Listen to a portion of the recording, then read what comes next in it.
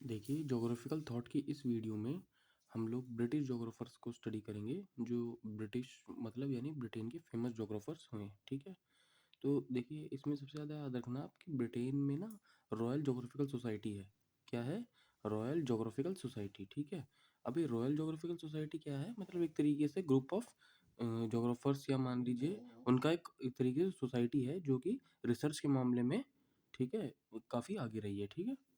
तो ये आप याद रखिएगा। अब हम सबसे पहले जो मेन इंपॉर्टेंट जोग्राफर हैं वो हैं आपके, ठीक है, रेडफोल्ड जे मैकेंडर, इसको एच जे मैकेंडर भी कहते हैं, ठीक है। लाइन बाय लाइन चलिए, पेन की टिप को फॉलो कीजिएगा। मैकेंडर ब्रिटिश भूगोलवेता में सबसे अधिक विख्यात हैं एवं उसे भूगोल के ब्रिटिश संप्रदाय का संस्थापक माना जाता है, ठीक है। तो ब्रिटिश संप्रदाय का जो भूगोल के ब्रिटिश संप्रदाय के संस्थापक कौन हुए हैं? आपके एच जे मैकेंडर। पहली लाइन तो आपकी यही इंपॉर्टेंट होगी, ठीक है।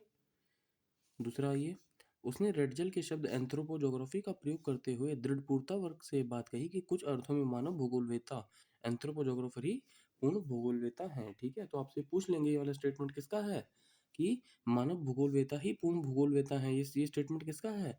एच जे मैकेंडर का, ठीक है। यहाँ से मानव भूगोलवेता एंथ्रोपोजोग्राफर ही पूर्ण भूगोलवेता हैं, ठीक है। ये बात किसने कही है? हेल्फ्रेड जॉन मैकेंडर ने।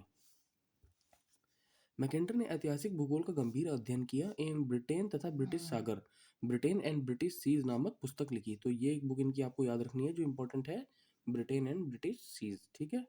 उसके बाद 1904 में उसने रॉयल ज्योग्राफिकल सोसाइटी के समक्ष एक निबंध पढ़ा, ठीक है, जिसका शीर्षक था, देखो ये बुक नहीं थी, ये क्या था? ऐसे था जिसकी हेडिंग क्या थी? The geographical pivot of history. कब था? 1904 का, ठीक है। इस चीज़ का ध्यान रखना आप। इसमें उन्होंने बताया कि वर्तमान समय में समुद्री युग का समापन हो चुका है एवं भविष्य में थल शक्ति ही निर्णायक होगी। 1904 में the geographical period of history में एच जे मैकेंडर ये कहते हैं कि जो वर्तमान समय है, जो करंट टाइम चल रहा है, उसमें ओशियन पावर जो है वो इतनी पावरफुल नहीं होगी जितने की लैंड पावर होगी, ठीक है। ये बात किसमें कही थी? ज्योग्राफिकल पीरियड ऑफ हिस्ट्री में। कब का है ये? 1904 का, ठीक है। अब हम आगे चलते हैं। यहाँ पर देखिए राइट साइड में 1919 में, अब 1904 के बाद 1919, ठीक है। 1919 में मैकेंडर की पुस्तक आई थी एक और, क्या नाम था उसका? एक और पुस्तक का, डेमोक्रेटिक आइडियाज एंड रियलिटी, ठीक है। डेमोक्रेटिक आइडियाज रियलिटी में उन्होंने फर्स्ट टाइम किस वर्ड का यूज किया था अपना?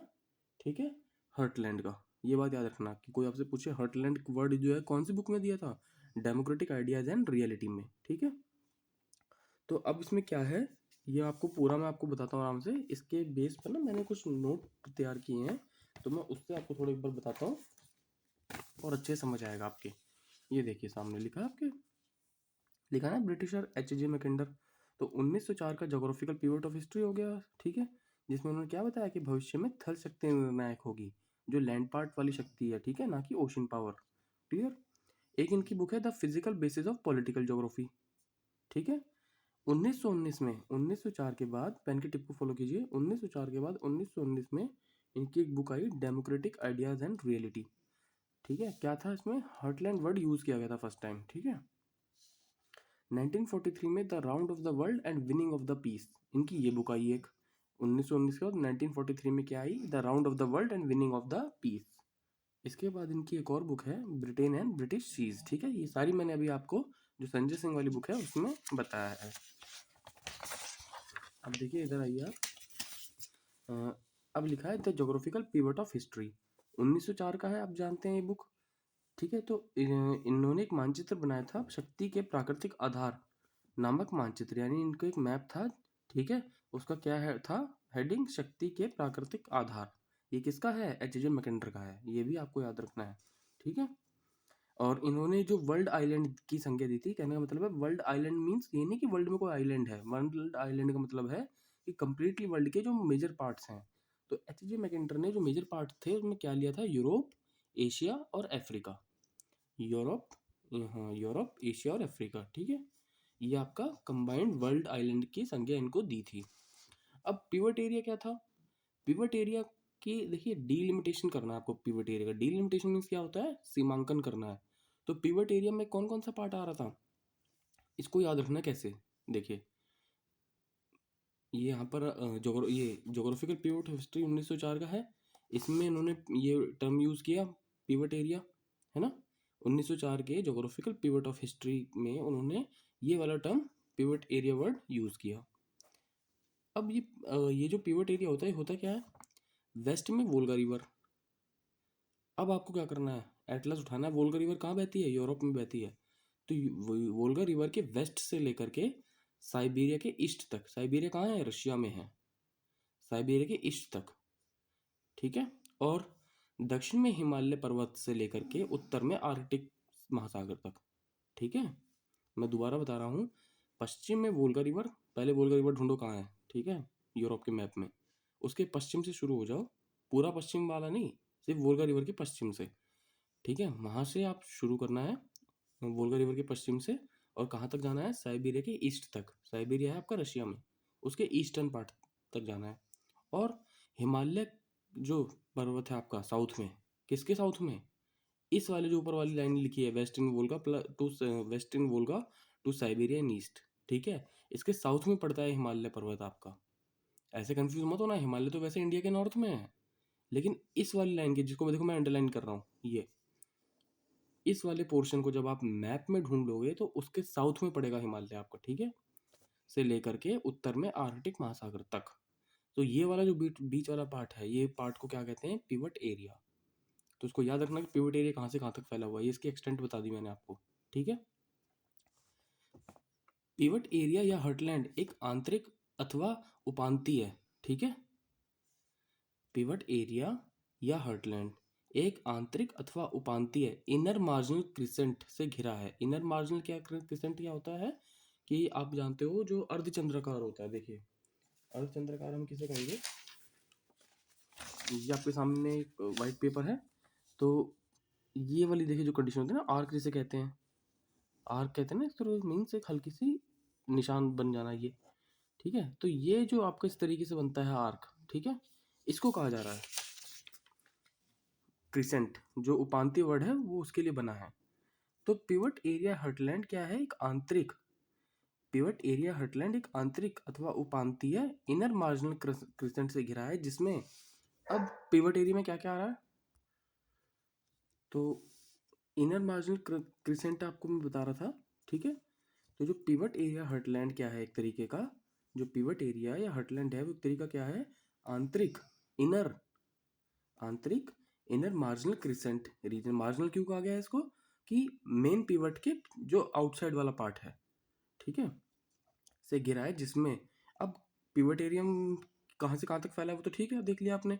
लेकिन जो मार्जिनल क्रिसेंट है, मार्जिनल में क्या क्या आ रहा है, वेस्ट में यूरोप, ये देखिए इस तरफ western Europe plus new east, नया नया पूर्व का जो क्षेत्र है, मिडल ईस्ट, मिडल ईस्ट कौन सा है, जो इसमें जितने भी अरब कंट्रीज आती हैं, साउथ और साउथ ईस्ट एशिया, जिसमें इंडिया और चाइना है।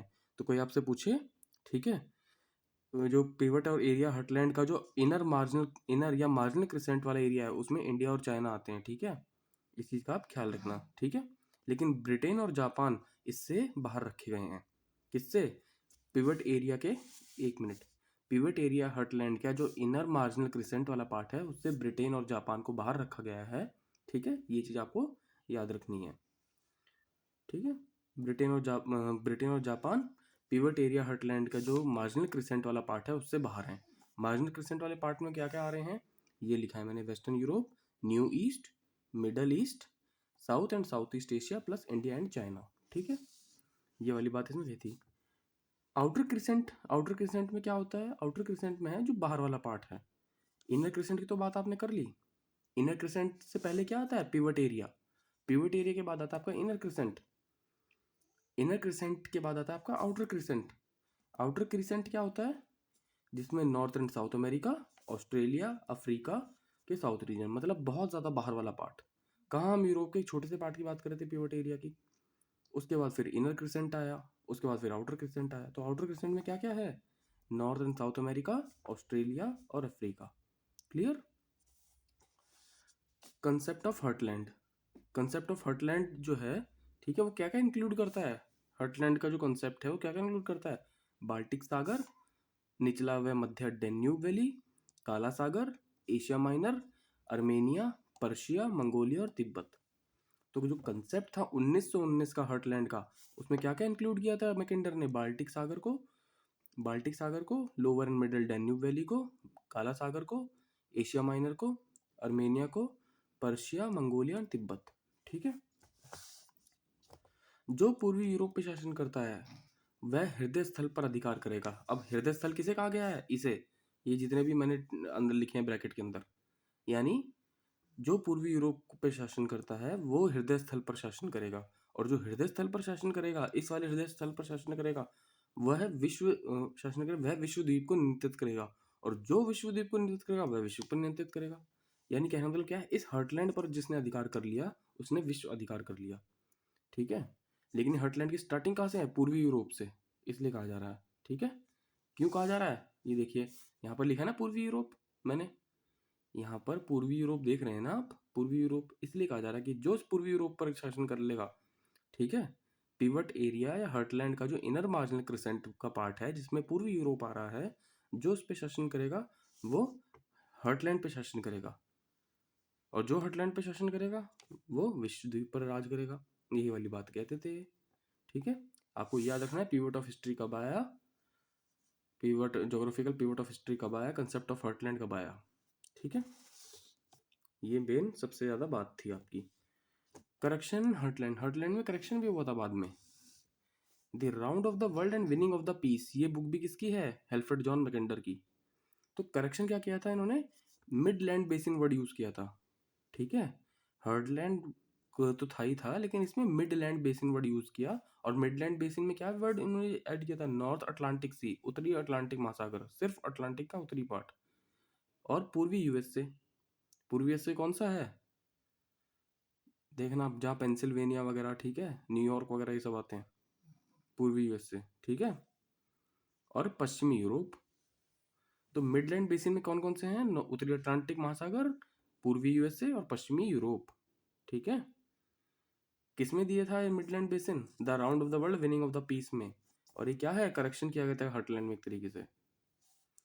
और इसकी जगह लीना लैंड को हार्टलैंड से निकाल दिया था। अब लीना लैंड क्या है, ये चीज़ मैंने यहाँ पर लिखी नहीं है, मुझे बुक में भी नहीं मिल पाई, तो मैं इसको आपको सेपरेटली बता दूंगा। ठीक है। लेकिन लीना लैंड को हार्टलैंड से इन्होंने निकाल दिया था। ठीक है। और मिडलैंड बेसिन वर्ड यूज किया था। ठीक है। ये बात आप याद रखना। हार्टलैंड में करेक्शन करके क्या वर्ड यूज किया था? Midland basin. क्या क्या मिडलैंड बेसिन में आ रहे हैं वो आपको पता होना चाहिए। तो यही जो हार्टलैंड में करेक्शन किया वो आगे चलकर मिडलैंड बेसिन कहलाया। ठीक है। जो करेक्शन हार्टलैंड में हुआ वो क्या कहलाया? हार्टलैंड में होने वाला करेक्शन क्या कहलाया? Midland basin. आपसे एक क्वेश्चन पूछ लेते हैं, मैकेंडर ने जो विश्व मानचित्र बनाया था, ठीक है, हार्टलैंड का जो वर्ल्ड मैप था वो कौन से प्रोजेक्शन पर था? मैकेंडर का विश्व मानचित्र मर्केटर प्रोजेक्शन पर था। ठीक है। जो मैकेंडर थे उन्होंने जो वर्ल्ड का मैप बनाया था वो कौन से प्रोजेक्शन पर बनाया था? मर्केटर प्रोजेक्शन पर। ठीक है। मर्केटर प्रोजेक्शन, ये आपको याद रखना है, इस पर था। तो ये आपका जो था हेल्फ्रेड जॉन मैकेंडर कंप्लीट होता है। Okay, thank you.